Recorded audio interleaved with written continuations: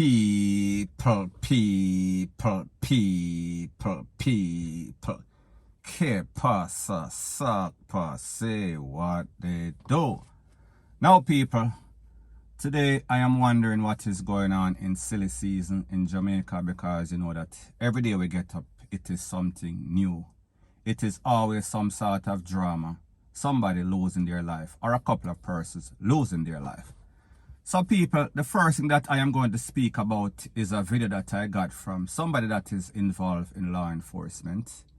And in this video, we could clearly see that there was some sort of drive-by in which a man was lurking on the corner, and then a car pulled up, a white motor vehicle pulled up, and 3 men exited.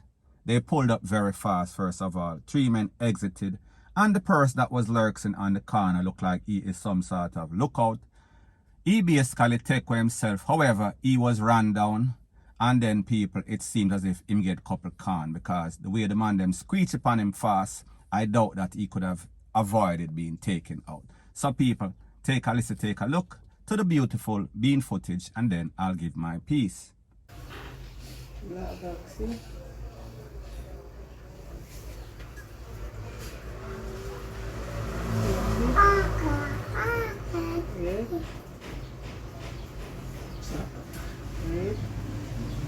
Jesus Christ! What bit there? Already sleep. Somebody on the phone. Somebody else in like yeah. You ain't bumps up now. Yes, you say you're the dog bumps up. Okay. Somebody else in One like on there, yeah. somebody there, one there. Now people, as you watch that video, you would have noticed that the white motor vehicle that's roll up on the spot, roll up real fast. However, one thing you have to also pay attention to is the reaction time of this man that was standing on the corner. It looks as if he had some sort of warning, he was pre-warned.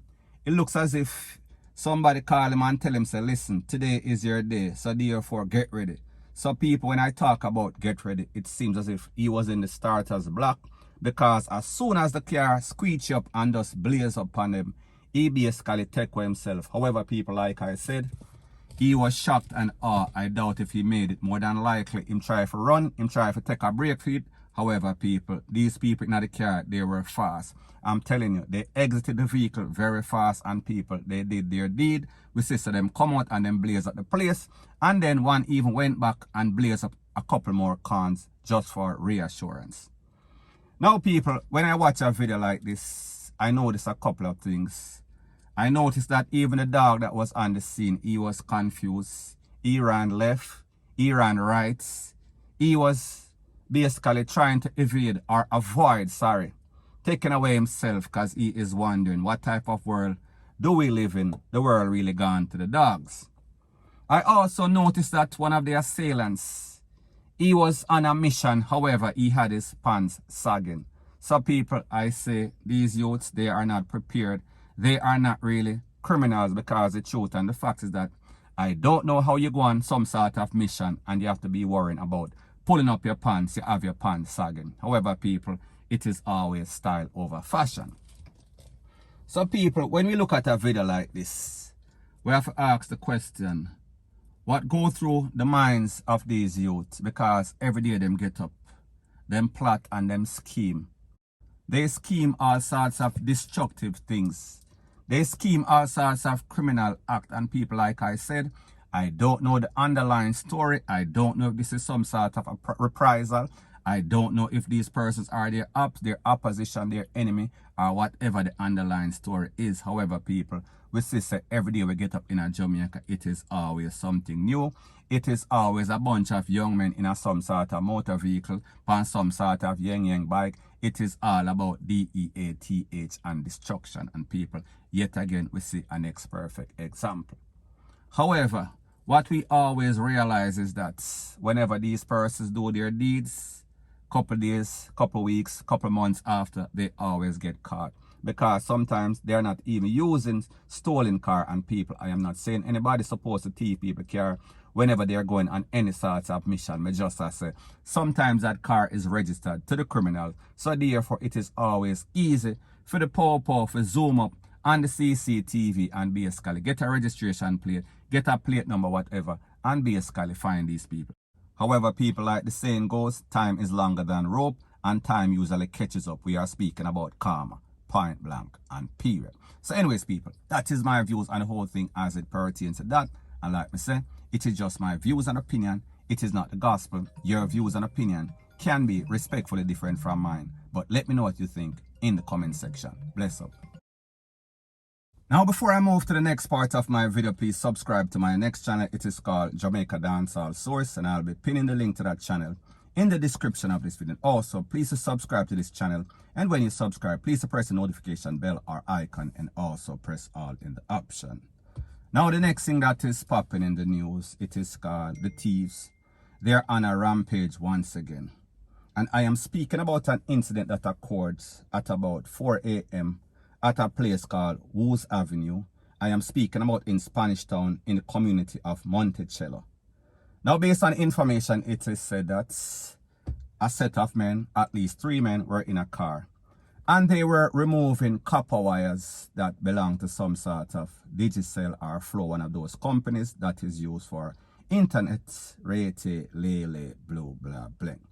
Based on information, it is said that the residents, they called the popo, and when the popo came, they saw the men with all sorts of copper wire, the man them jumping at some sort of car, and people, there was some sort of chase, and that chase ended in the Bagua Gorge. Based on information, it is said that there was some sort of gun battle, running gun battle with the popo and the thief them. It is said that after the smoke clear, one man, one of the thief, he was taken out, and next one was taken into custody, and the next one take away himself. Now, people, we see that companies such as Digicel, Flow, they've been losing millions of dollars because of these copper wires. So people, it seems as if what they do, they steal these wires and then them fence them off to some sort of company. I don't know the details. However, people, when we look at the details of exactly what transpired, 4 o'clock in the morning, what do you think is going to happen? Because the truth and the fact is that the curfew ends or starts at 5 a.m. So therefore, if you're out of your house before 5 o'clock and the popo see you, automatically you're going to be a suspect. However, we understand that these thieves, they strive in the dark of night. So therefore, this is when they work best, under the cover of the dark. So people, anyway, I guess they've been stealing wires from these places for a very long time. So therefore, persons were watching out. And people, what is so sad about this is that whenever these criminals take these wires from these places, it usually affects purses, cable, purses, internet. I am speaking about school picnic.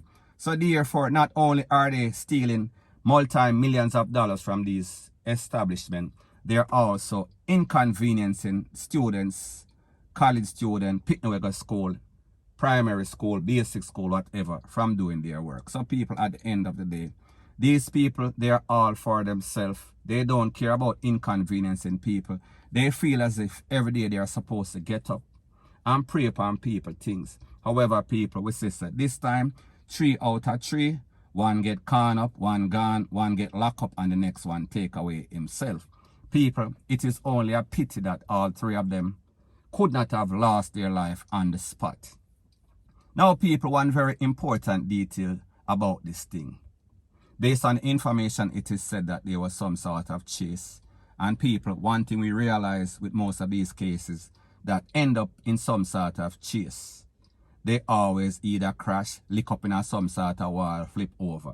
So people, at the end of the day, not only are these criminals fool, we see that most of them cannot drive, because 99% of the time, whenever there's any sort of chase, it always ends up in a bad way. And people, based on the information, the popo said that there was some sort of confrontation. I guess they mean some sort of shootout. However, people, I did not hear anything if any sort of tool was recovered. However, people, at the end of the day, when you go and you teach people things, whatever happens to you, basically you deserve it because you call it down upon yourself. So therefore, happy riddance for one. Hopefully the next one will talk. Hopefully they will catch the third person, point blank and period.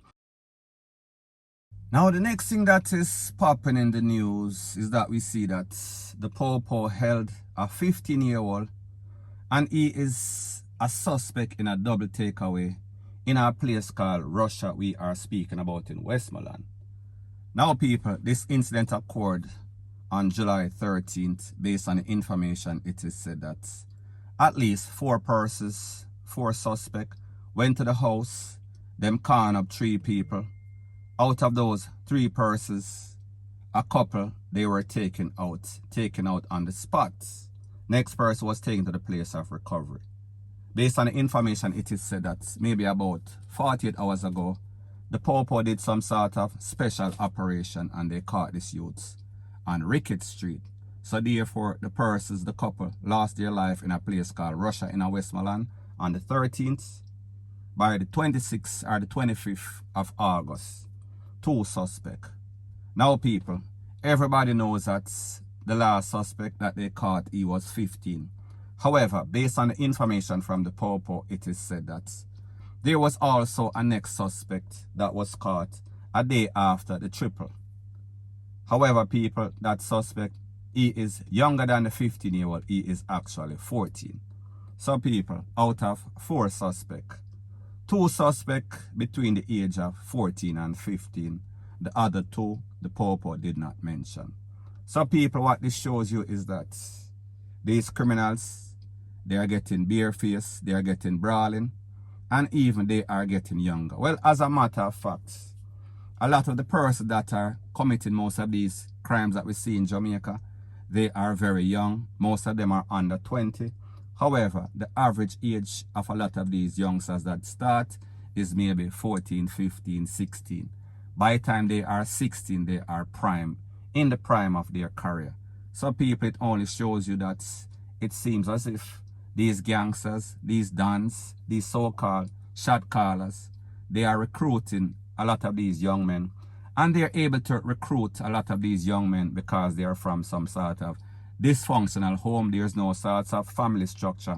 And in most cases, there's no sort of father. So therefore, no sort of parental guidance and people. If you don't take care of your children, the street will be a scully. Bring them up. And you know, whenever the street brings them up, it is not going to be very nice. They are going to become a menace to society. And people, in this case, we see 2 youth, 14 and 15. The 14-year-old was held the first day after, within 24 hours. And then the next one, maybe about a month and a half or so. So people, at the end of the day, we are speaking about a tragic story in which 3 persons lost their life. And 4 suspects, out of those 4 suspects, 2 of them 14 and 15. So people, do the maths. You know, sister, Jamaica gone to the dog. Point blank and period. So anyways, people, that is my views on the whole thing as it pertains to that. And like I said, it is just my views and opinion. It is not the gospel. Your views and opinion can be respectfully different from mine. But let me know what you think in the comment section. Bless up.